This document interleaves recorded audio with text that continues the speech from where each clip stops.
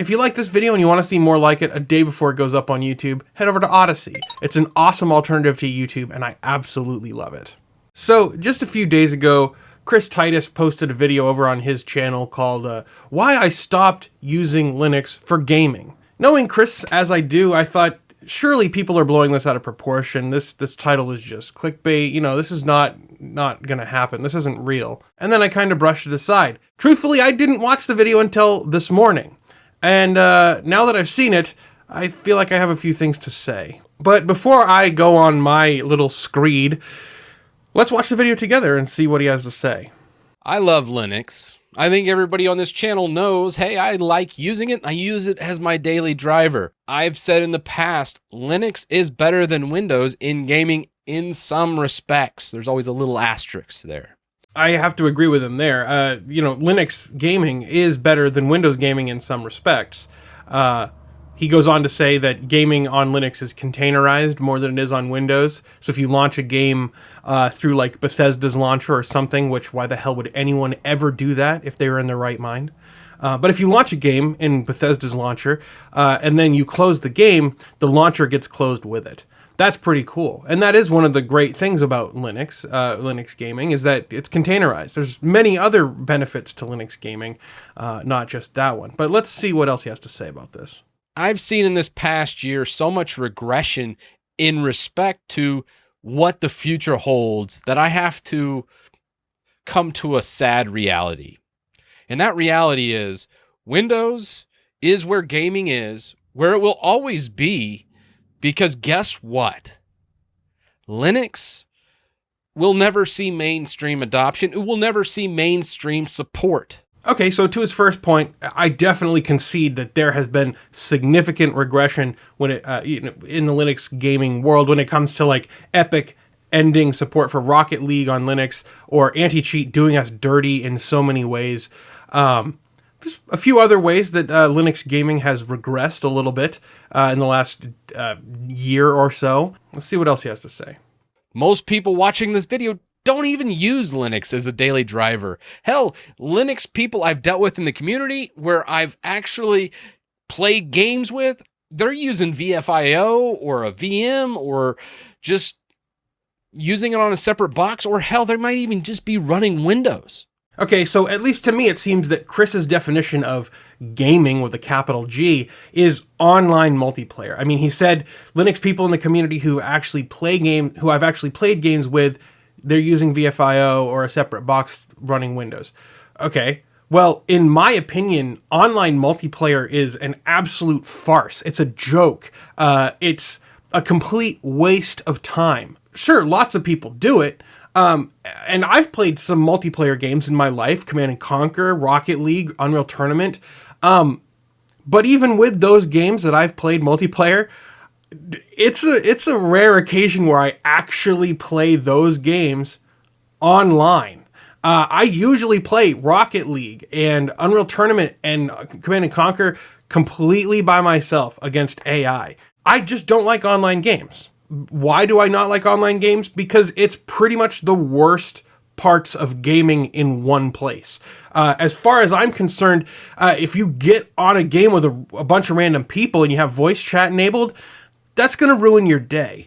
It's people who have no life and who play games or play that one game obsessively, so they're way better than you are. And they realize that they have no life, so they end up taking out all of their self-hatred on you.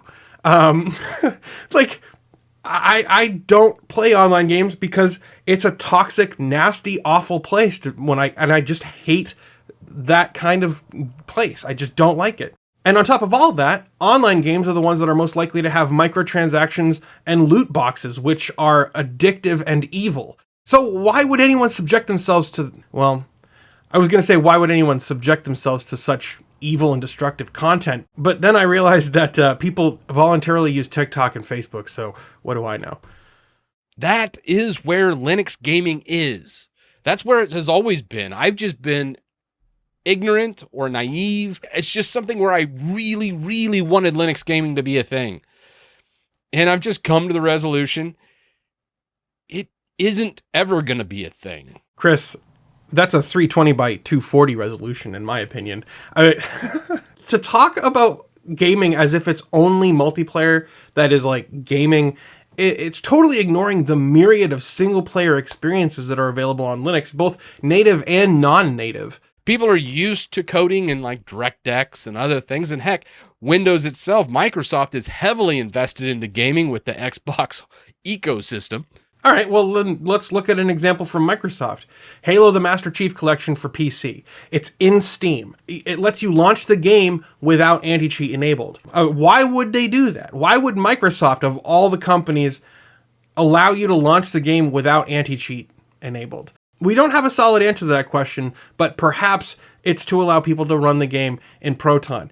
I think the real question is, why aren't other companies doing this as well? Why is Microsoft the only one that lets you launch the game without anti-cheat enabled? Love it or hate it, it still has 80+% of the market share. It's never going to lose 100% of the market share. And you really think Linux is ever going to break into that? I know I did at one time. So I'm not calling you an idiot. I'm calling myself an idiot. But with League of Legends, basically shutting down operations, with Rocket League losing Linux support, with fill in the blank easy anti-cheat game not working, and then the project always saying, well, we're kind of getting there. It might be okay for you. Yeah, like I said, I mean, this year has not been the greatest PR for Linux gaming. But again, I say online gaming is not all that gaming has to offer. In fact, I think it's the worst gaming has to offer. Windows is where I play my games. I will continually have this window box back here. It will always be just a stripped down version of Windows I use for gaming, and then I'll just stream those games to whatever box I'm on. That's an excellent solution. I would say that is an excellent solution. If you want flawless compatibility and you don't mind the minimal amount of lag for Valve's in-home streaming, that's a great option. Well, you could dual boot, you could do VFIO pass-through. There's a lot of different solutions, but the solution always has Windows in it for 100% compatibility. And I am just done with pretending this will ever be anything that it other than this. I mean, it's definitely true that for 100% compatibility, Windows, like a legitimate version of Windows, has to be involved. And I can see why Chris would feel this way if we're only talking about online gaming. If we're only taking into account this narrow perspective of what gaming is, then sure, Linux gaming definitely seems dead from that one perspective. But that's not all that Linux has to offer. That's not all that gaming has to offer. I mean, I've been streaming Spelunky 2 since basically the day after it came out over on my second channel. If you haven't seen or subscribed to my second channel, go do it now. There's a link below. There's a link up here, whatever. And I've been streaming Spelunky 2 through Proton on Linux. It does not have a native Linux client. I've been playing the Windows client on Proton. I've also been watching other Spelunky 2 content creators on YouTube, on Twitch, and these guys are playing the game on Windows almost exclusively. And at least in the early days, there was significant performance problems with certain levels and certain areas of the game on Windows. I've got to those areas in the game, and I have not experienced any of those problems through Proton. Linux and Proton are a much more optimized and awesome place to play your games if it works on Proton. The problem isn't that Rocket League and League of Legends and all these other online multiplayer games, Linux doesn't work for those games. It's that those game developers have chosen to not allow Proton support. They've actively fought against Proton. That's what it is. And let's not forget that Steam is the single biggest PC gaming marketplace. It's the only one that is valid, in my opinion. The big ones anyway. You have GOG, which is great, and they sell games for Linux. And you have Humble Store, which sells Linux games. Epic Games is irrelevant. Bethesda's launcher is irrelevant. All the other ones are crap. Even Electronic Arts has returned to Steam. That is how dominant Steam is.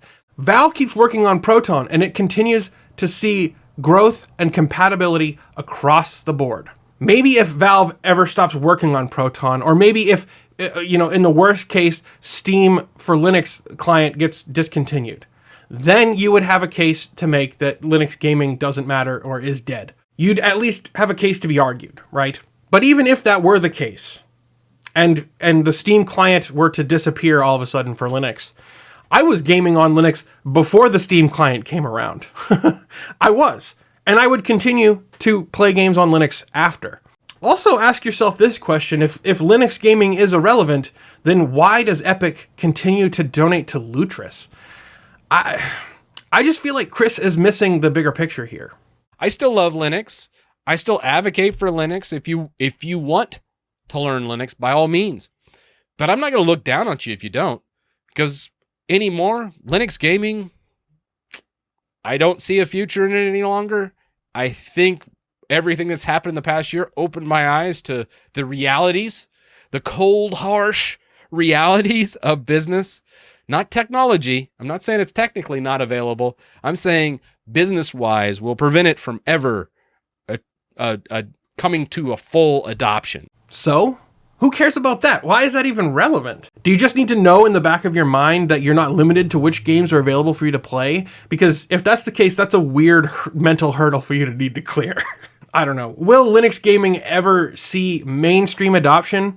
I don't think that even matters, honestly. If the games that you're playing are not on Linux, I won't fault you for virtualization or for even dual booting. I won't fault you for that. Hell, I played through Half-Life Alyx on VR on my gaming rig in the living room on Windows. Because, truthfully, the game wasn't out for Linux, and playing games in VR on Linux was not ideal. It made me very sick. There was a lot of micro-stuttering, and it just made me feel very nauseous. So I won't judge you for playing your games on Windows if the games that you play don't work on Linux. I won't judge you for that.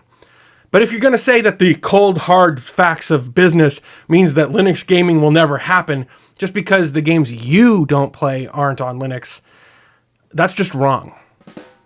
Well, that was a fun one. I'd love to know what you guys think about this. Let me know. Hit me up in a comment down below. I had fun making this video. I hope, Chris, you're not too mad at me. I don't feel like I said anything too vitriolic. Yeah, let me know down in the comments.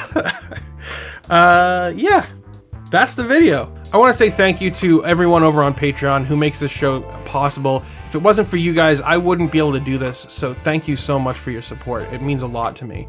If you believe in the work that I do here, you can support the show over on Patreon. You can become a channel member on YouTube. But no matter what you do, thank you for being here. Thank you for your continued viewership. I appreciate you guys. I love you guys, and I'll see you in the next one. Bye for now.